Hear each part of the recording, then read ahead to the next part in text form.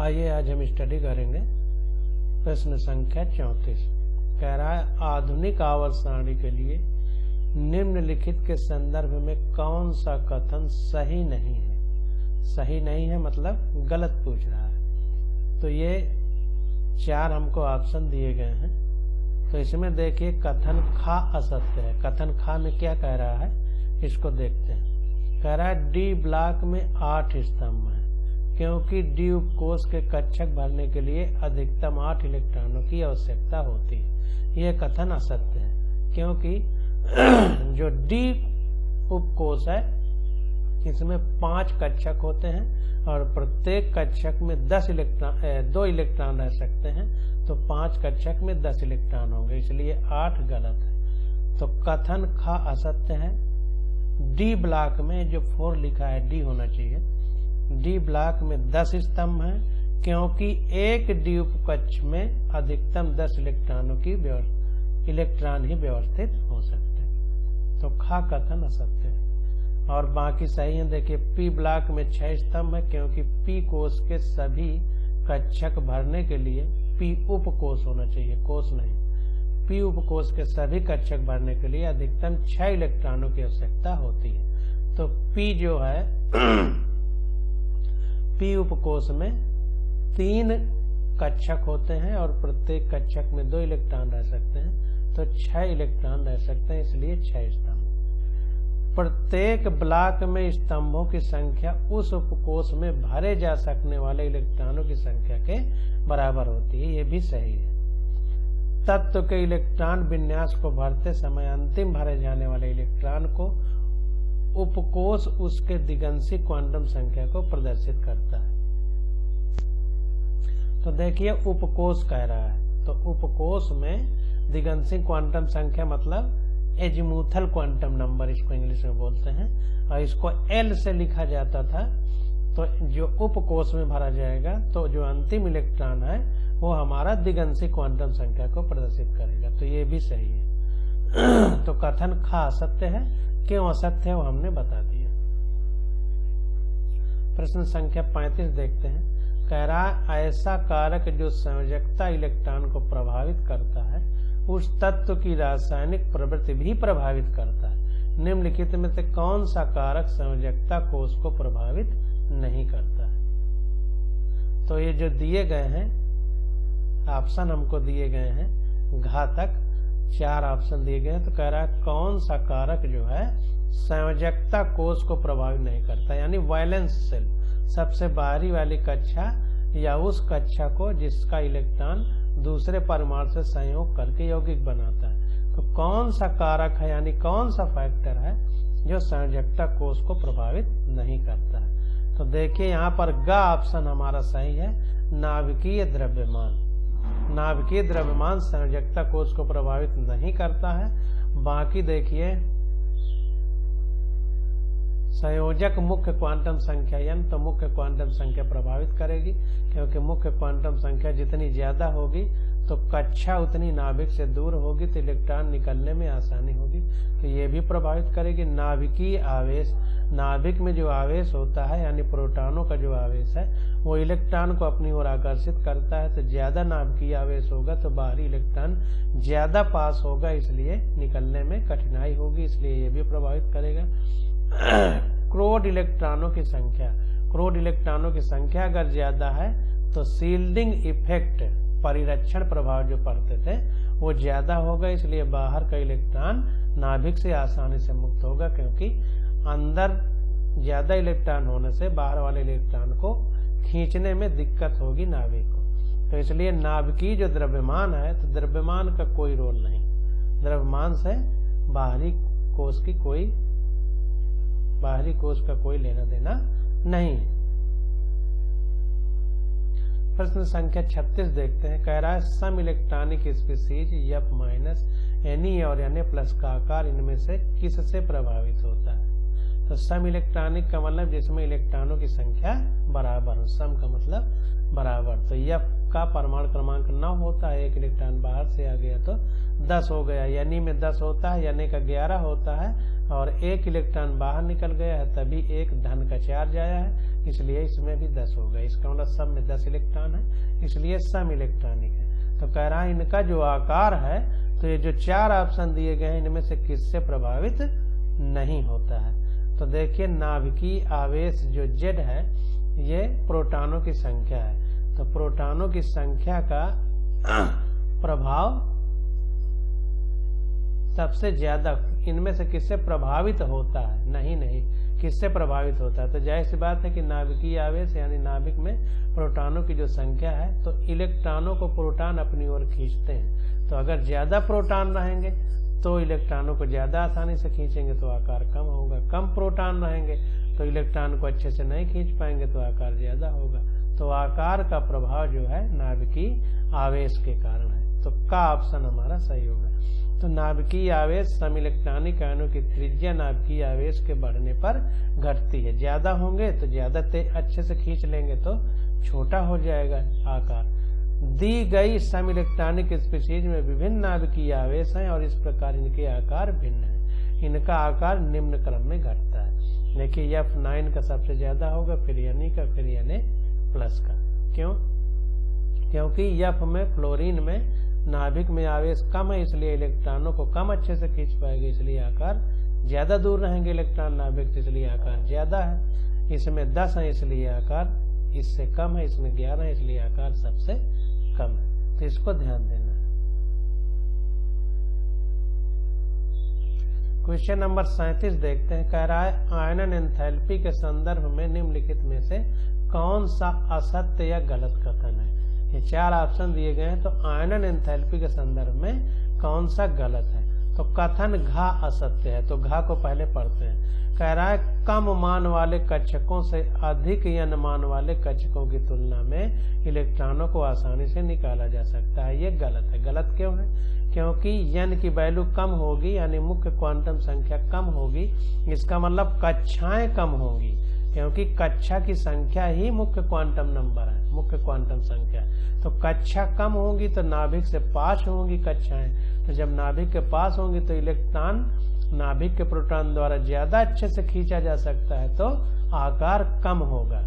जब आकार कम होगा तो नाभिक के पास होने की वजह से उसमें आकर्षण बल अच्छे से होगा, तो इलेक्ट्रॉन को निकालना कठिन होगा। जबकि ये कह रहा है आसानी से निकाला जा सकता है, इसीलिए ये गलत है।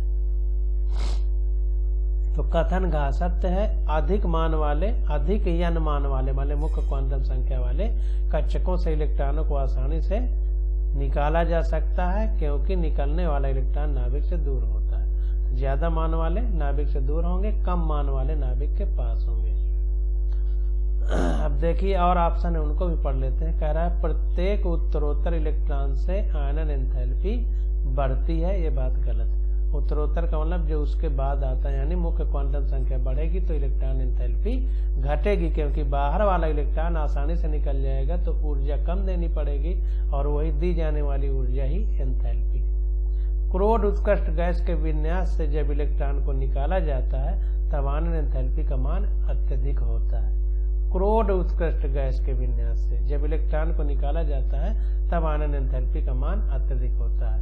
ये बात सही है, क्योंकि जो उत्कृष्ट गैस है यानी अक्रिय गैस है, उनके बाहरी कक्षा में 8 इलेक्ट्रॉन होते हैं और कोई भी अष्टक अगर कंप्लीट होता है तो वो अपने से इलेक्ट्रॉन निकालना पसंद नहीं करेगा। तो जाहिर सी बात है अगर हम उससे इलेक्ट्रॉन निकाल लेंगे तो ज्यादा ताकत यानी ज्यादा ऊर्जा देना पड़ेगी, इसलिए आयनन एंथैल्पी का मान अधिक होता है। गा कह रहा है आयनन एंथैल्पी के मान में अत्यधिक तीव्र वृद्धि संयोजकता इलेक्ट्रॉनों के विलोपन को व्यक्त करती है। ये भी बात सही है। आयनन एंथैल्पी के मान में अत्यधिक तीव्र वृद्धि संयोजकता इलेक्ट्रॉनों के विलोपन को व्यक्त करती है। तो जाहिर सी बात है कि जब संयोजकता इलेक्ट्रॉन निकल जाएगा तो इलेक्ट्रॉन कम बचेंगे परमाणु में। जब कम बचेंगे तो जो इलेक्ट्रॉन बचेंगे उनको नाभिक और अच्छे से खींचेगा, क्योंकि इलेक्ट्रॉनों की संख्या कम हो गई तो नाभिक के पास आ जाएंगे इलेक्ट्रॉन, यानी आकार कम होगा। तो अब आगे आने वाले इलेक्ट्रॉन को निकालना कठिन होगा, क्योंकि नाभिक के पास होगा तो ज्यादा अच्छे से नाभिक खींच लेगा। तो इसलिए कह रहा है कि आयनन एंथैल्पी के मान में अत्यधिक तीव्र वृद्धि संयोजकता इलेक्ट्रॉनों के विलोपन को व्यक्त करती है। तो आयनन एंथैल्पी का मान बढ़ेगा ऐसी बात है, एक इलेक्ट्रॉन निकलेगा तो कम बचेंगे तो ज्यादा अच्छे से नाभिक खींचेगा, तो अब जो दूसरा इलेक्ट्रॉन है उसको निकालना कठिन होगा। तो आयन एंथैल्पी के मान में अत्यधिक तीव्र वृद्धि होगी। 38 नंबर क्वेश्चन कह रहा है BAlMg के तत्वों के लिए धात्विक अभिलक्षण का सही क्रम इनमें से कौन सा है। तो पहले इसको देखते हैं। घा वाला हमारा सही है, सबसे ज्यादा धात्विक लक्षण K में होंगे, फिर Mg में, फिर Al में, फिर B में। तो हमने पढ़ा था कि आवर्त में बाईं तरफ से दाईं तरफ जाने पर धात्विक लक्षण घटते हैं और ऊपर से नीचे वर्ग में जाने पर धात्विक लक्षण बढ़ते हैं। अगर इसी चीज को हम फॉलो करेंगे तो कर लेंगे। तो देखिए K पहले वर्ग में है, Mg दूसरे वर्ग में है, Al तीसरे में है, तो इसलिए जो है K का सबसे ज्यादा धात्विक लक्षण पहले में है, Mg का उससे कम है क्योंकि दूसरे में है, Al का उससे भी कम है क्योंकि तीसरे में है। आगे समझते हैं। तो यह क्रम इसलिए सही है क्योंकि धात्विक गुण आवर्त में आगे बढ़ने पर घटता है। तो आवर्त में चल रहे हैं तो आगे बढ़ने पर घट रहा है, इसलिए Al Mg तथा K के धात्विक गुण इस क्रम में होंगे। K का सबसे ज्यादा, फिर उससे ज्यादा Mg का, फिर उससे ज्यादा Al का। इसके अतिरिक्त धात्विक गुण एक वर्ग में नीचे जाने पर बढ़ते हैं। अगर हम वर्ग में नीचे जाएं तो धात्विक लक्षण बढ़ते हैं। अतः B को Al की तुलना में कम धात्विक होना चाहिए, इसलिए B को Al की तुलना में कम धात्विक होना चाहिए। क्योंकि Al ज्यादा नीचे है, B ऊपर है, इसलिए Al का धात्विक लक्षण B से ज्यादा है। अब क्वेश्चन नंबर 39 देखते हैं। कह रहा है तत्वों BCNFSI के लिए अधात्विक अभिलक्षण का इनमें से सही क्रम कौन सा है। तो गा वाला सही है, F का सबसे ज्यादा अधात्विक लक्षण है, N का, फिर C का, फिर B का, फिर SI का। हमने पढ़ा था कि आवर्त में बाईं तरफ से दाईं तरफ यानी आगे बढ़ने पर अधात्विक लक्षण बढ़ता है और धात्विक लक्षण घटता है, और वर्ग में ऊपर से नीचे जाने पर धात्विक लक्षण बढ़ता है, अधात्विक लक्षण घटता है। तो आवर्त में अगर हम आगे बढ़ रहे हैं दाईं तरफ तो अधात्विक लक्षण बढ़ेगा। अब देखिए यह इसलिए है क्योंकि अधात्विक लक्षण एक आवर्त में बाएं से दाएं ओर जाने पर बढ़ते हैं तथा वर्ग में नीचे जाने पर घटते हैं। तो F देखिए 7वें में है, फिर N 5वें में है, C 4थे में है, B दूसरे में है, इसलिए ये क्रम सही है क्योंकि 7वां, फिर 5वां, फिर 4था, फिर दूसरा, और SI जो है नीचे है, इसलिए इसका आध्यात्मिक लक्षण सबसे कम है। तो गा वाला ऑप्शन हमारा सही हो जाएगा।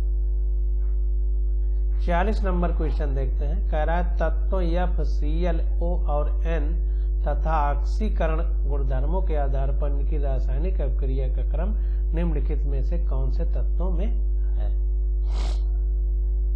कह रहा है ऑक्सीकरण गुणधर्मों के आधार पर उनकी रासायनिक क्रियाशीलता का क्रम निम्नलिखित में से कौन सा है। तो ऑक्सीकरण गुणधर्मों के आधार पर इनकी रासायनिक क्रिया बताना। तो FOClN, सबसे ज्यादा F का, फिर O का, फिर Cl का, फिर N का। कैसे है इसको देखते हैं। तत्वों का ऑक्सीकरण गुणधर्म एक आवर्त में बाएं से दाएं चलने पर बढ़ता है।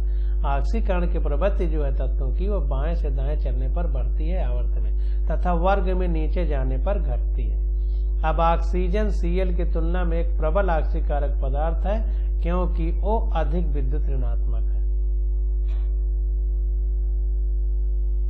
ऑक्सीजन क्लोरीन की तुलना में एक प्रबल ऑक्सीकारक पदार्थ है क्योंकि ऑक्सीजन अधिक विद्युत ऋणात्मक है, इसलिए ये क्रम सही है। FOClN क्रियाशीलता, रासायनिक क्रियाशीलता का क्रम। अब देखिए यहाँ पर जो है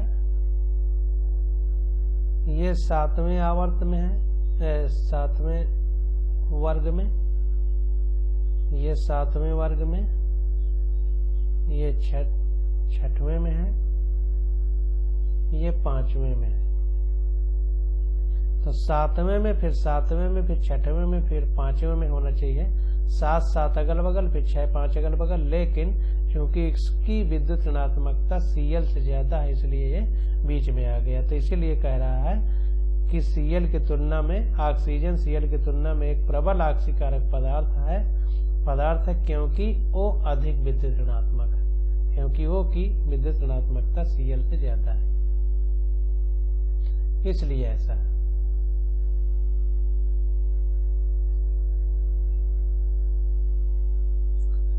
अब यहीं पे क्वेश्चन खत्म हो जाते हैं। क्वेश्चन यहीं तक थे, 40 नंबर तक। अब यहीं पे चैप्टर खत्म हो गया। अब नीट का आंसर पेपर इसके बाद हम लोग करेंगे।